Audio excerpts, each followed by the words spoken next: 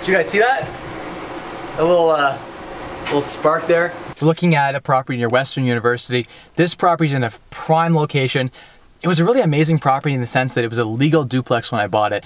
But you guys remember it was abandoned, the gas was shut off, the water was shut off to the house, the pipes burst in many different areas through the cold winter because the gas got shut off. There was an infraction where the tree had grown into the gas line, so it had to be shut off. And so this house was a disaster. And picked it up, like I say, for about $267.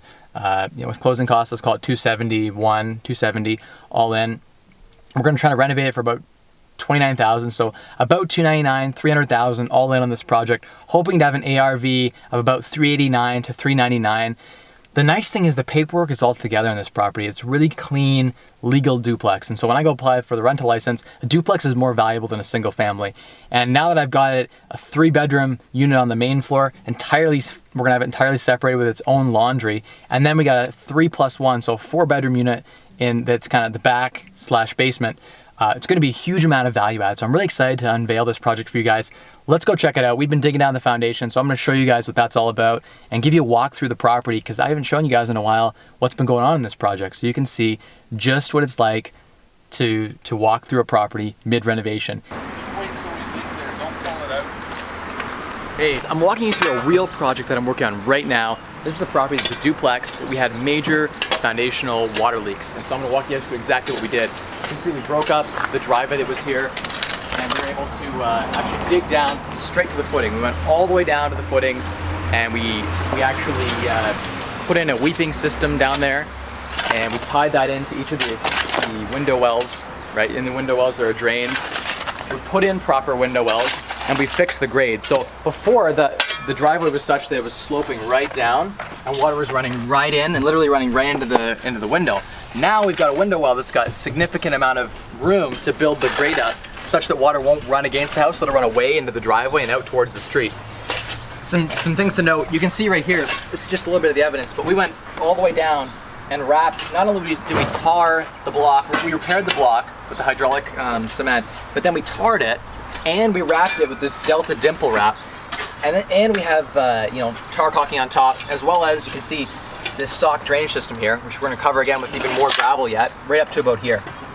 And so what you're going to have there is basically if any water does find its way against grade to the house, then the house is wrapped and protected right to grade, as well as there are drains that take the basically water right down to the weeping system and let it dissipate into the sandy soil. So one of the things you're gonna notice here, we have both downspouts coming from the eaves trough. The key thing with the downspout is you wanna get it away from your house. So we're gonna put extenders on here and bring it out to, or we're gonna bring the grate out to the street. The idea being you get the water away, all the water from the roof's gonna come right down and run into your foundation. You don't want that, you wanna bring it away. We've wrapped everything, including the chimney. You guys can see it's being covered now, but we've even wrapped with the Delta all the way down. We wrapped it around the footing after we tarred. So that Delta membrane provides a water barrier. You go get another bucket. As you guys see here, another window well, the exact same thing. This is more what it looks like as it gets finished inside. Below the layer of gravel there's another drainage system connected to the weeping system, and it's covered in a sock so that silt and dirt can't get into the drain system and clog it. But the idea being that imagine in the winter time, here in Canada we have hot summers and really cold winters, and in the winter what's going to happen is we're going to have 4 or 5 inches of snow on the grade. So when I finish the grade to about here, let's say, we're gonna have 3 or 4 inches of snow. We wanna make sure, same in here, when the snow comes in, we wanna leave 3 inches so that the snow doesn't then, when it melts, come into the house. We don't want it to come in through the foundation. Since it's all been cured, I think we're gonna be all right. And we've got all the window nicely capped and caulked. Come on back here, I'll show you the other side, guys. Careful of the trees. This side, we haven't finished yet. Got one side left still. This side wasn't as deep. We were actually able to go 1 foot less deep just because the way the grade of the house was such that I'm gonna climb in the hole. You guys are gonna get to see it for real. So what we have down here, you can see there's actually no existing weeping system. This house was built without a weeping tile system. So that was part of our issue. We haven't tarred yet. We're gonna do a double layer of tar, and then again the Delta membrane will get screwed into the foundation and then caulked on, and then we'll, with the drainage weeping system, the gravel, all of that will ensure that we don't have any water getting to the foundation and none sitting against the foundation. That's really, really important. So we've dug all this out. We had to hand dig this. We couldn't get a machine back here because the area between the fence and the house is like 2.5 feet. So we did our best to pile as much as we could. I'm not gonna take you guys all the way down here, but you got the idea that we're gonna do the foundation repair, we're gonna wrap it, same as we did over there, and then build the grate up, put our window wells in, and there you have it. This is an interesting thing too here I'm gonna mention while I'm down here, guys. We had a tree, that was growing all the way up and wrapped around the gas line. We had to cut it all out. And this is just one of the roots you can see here. Trees against foundations are terrible. In fact, before I parged it here, we actually had pieces of the root system growing into the foundation. So any trees, any shrubs, get them away from your house, away from your foundation. It causes a lot of damage. So I like to keep everything clean around my foundation. And we're gonna have to tie in those, we'll put new eaves in, and then obviously run them with an extender all the way down to the foundation. Let me climb out of here and I'll take you guys inside. You guys have been in this house before actually. If you check out my channel, you'll see the video when we first got in here. You guys remember the ceilings were lower to right here? This was all blocked in. A lot of wasted space in properties. So one of the things we're gonna do is take advantage of the space. You wanna feel the open concept. We've got nearly 10-foot ceilings in this property. We want to take advantage of that. It's got that historic charm. It really does appeal to the renter and for resale. In this little nook here we've unlocked, I'm gonna put in a seating bench. You can sit, put your shoes on, right? Relax, have a chance to kind of unwind, as well as a bunch of hooks in here for coats and hooks on both sides, taking advantage of space that wasn't utilized before. In here you guys have the living room. You got a feel for, again, there's nice ambience from the ceiling height. We did have some water repair issues. We're working on replacing that drywall, some electrical stuff in the living room here. It's gonna be a really great space. So this unit here, it's actually a duplex, but this unit's gonna be a 3-bedroom right here. And you got your living room, you've got room number 1 in here. Take you guys in. We've taken the floors up, as you can see, we're down to the original barn board style subfloor. In here again, same good ceiling height. We're gonna have to do some ceiling repair probably still yet. Good sized closets. Brand new windows have all been ordered. Triple pane to survive, you know, the harsh Canadian winters and keep things nice and warm in here. One thing you might be noticing is on the sides of the walls, as we go around, you're seeing little dots, little mudded holes. Reason for that is we actually had injection foam put into the 6-inch cavity of the exterior of the entire property. We did that for a couple of reasons. One, gives me an R17 seal. It's airtight, kills any rodents. Rodents can't eat it. It provides a water seal. I really like to spray foam through injection. Works really, really well. Back in the living room, guys, taking into room number 2. Same thing in here. What you're gonna notice in this room, same sort of thing. New windows are going in. We're gonna be repairing the walls. There was actually a bulkhead where they had false framed the ceiling down about a little over 1 foot. And so we've opened that up because, you know, higher ceilings actually make a space feel 20% bigger. So if you can make your space 20-25% bigger without actually doing anything other than a couple $100, it's really it's a great trade for your money. You want to make sure you're spending your money in effective ways. Here as well, we opened this up. You guys remember before it was closed in. It felt very segmented, and we were looking more of that open concept, more of that feel as you flow through. The ceilings all inside of the hallway here in the kitchen were all lowered, as well as the 3rd bedroom here. We're all dropped down 1 foot. So we've opened that up. We're gonna finish it all. It's gonna have a nice, consistent feel. The 10-foot ceiling going consistently through. You guys remember this kitchen? We had to take it out. You know, the cabinet chipboard was all rotted, so it had to come out. It couldn't be resalvaged, unfortunately. I like to reuse where I can, but in this case, I think new kitchens, I'll find a discount kitchen appliance store as well, and we'll get that taken care of. We're gonna have, likely what I'll do is have a stove right here, because we already have the electrical there, so I'm gonna salvage, then I don't have to touch the electrical at all. We got the nice 220 plug there for the stove. We're gonna have, again, in front of the window, when the new windows go in the whole house, we'll have a nice sink in front of the window, and then I'll wrap the kitchen around to right about here, and then have a row of uppers that go around as well. And then in front of you, you're gonna have your stove here, you're cooking, right? You're gonna want somewhere to be able to cut and do vegetables and whatever. So we're gonna put in an island right here, right along this wall, about 24 inches, right up to here, with breakfast bar seating on this side, so you could sit, actually on both sides potentially with the stools. So that'll be really attractive. In this market, this area, students really love that like quartz countertop, that granite, so we're gonna put some of that in as well. And what you see back here actually, right now is currently where the laundry room was shared with a fire rated door. So what we're gonna do instead is I'm gonna fire seal this in and make this into a laundry closet right here. So you're gonna have a stackable washer and dryer. And this 3-bedroom unit's self-contained. And then the other unit gets an upstairs bedroom, as well as 3 more bedrooms below. So then they become a 3+1, and the basement apartment doesn't feel as cramped when they have one room that's up on the main floor. So that sort of helps with the appeal when I'm trying to rent it. I'm thinking to myself, how can I make this space more efficient, right? Right now, maybe they were wasting a lot of bedrooms, so it's about utilizing the square footage. I'm gonna take you guys down now to the lower unit. We'll take a look, the basement unit, which was an entire gut because we had the water issues.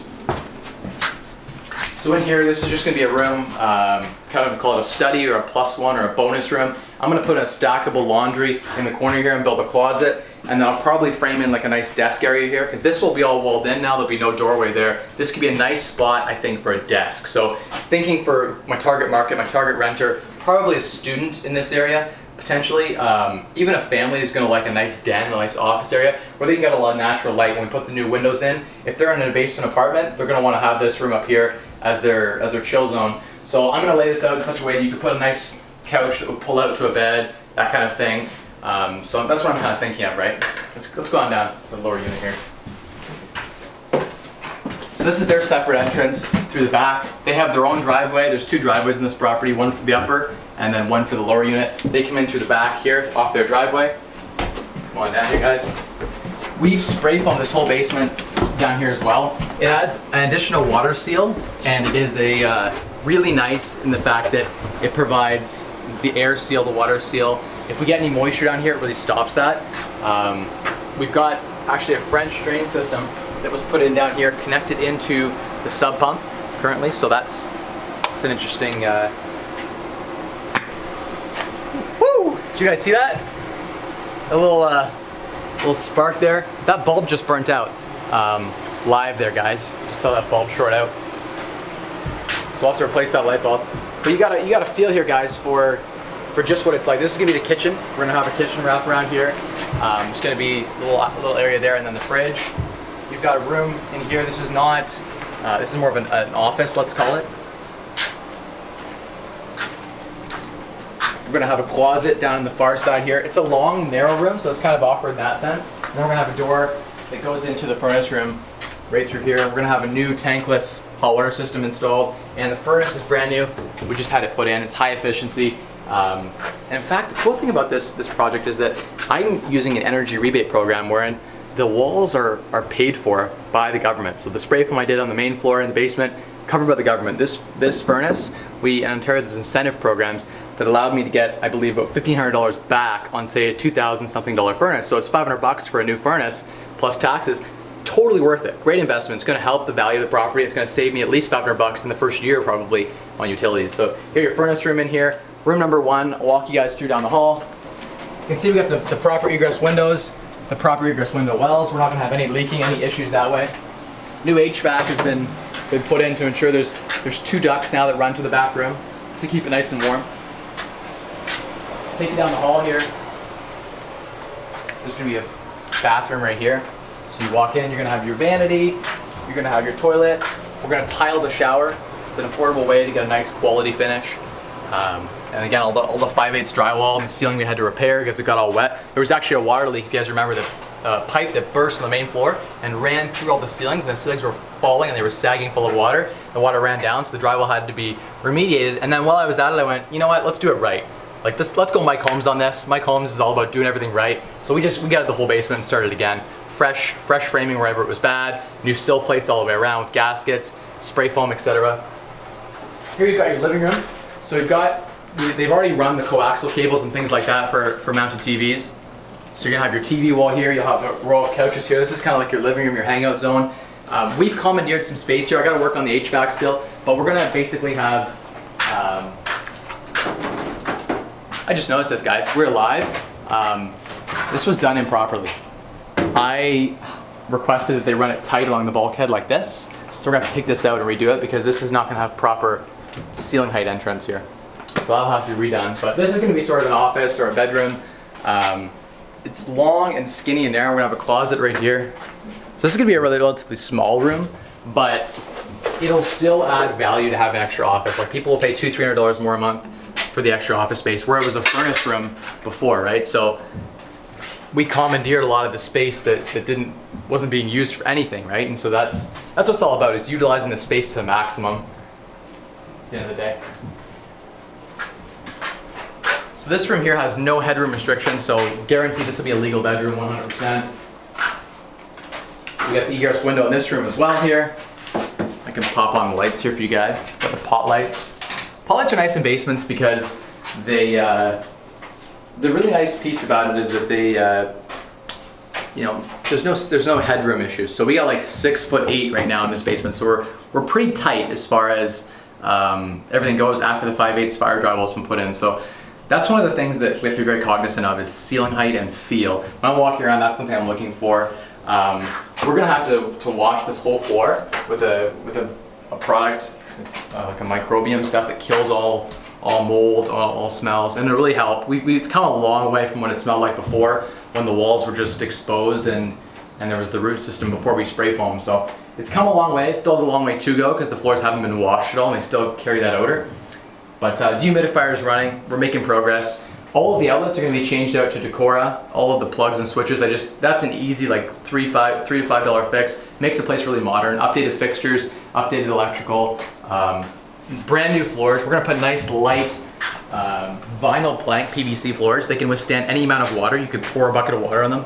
They don't buckle, they don't bend, nothing. They're very nice. They'll move to the contour of the concrete. So if you have an unlevel floor, as long as it's not off too much, we can patch any places where it's really bad. It'll be nice and smooth. So that's something that is a huge advantage. You know, when you're putting in a basement, you really want to go with PVC vinyl plank. I don't like laminates in basements personally. Tile works nice too, but it's very expensive. The vinyl plank is relatively cheap, and we stick to light colors. So I'm done. This will be we'll do nice light modern gray tones. The floor will be a nice light washed whitewood color. It'll look really modern. When you guys get to see this, you'll be impressed, I think. Hey guys, so I'm showing you guys, we have egress windows in all of the bedrooms because it's required by code that someone can escape, right?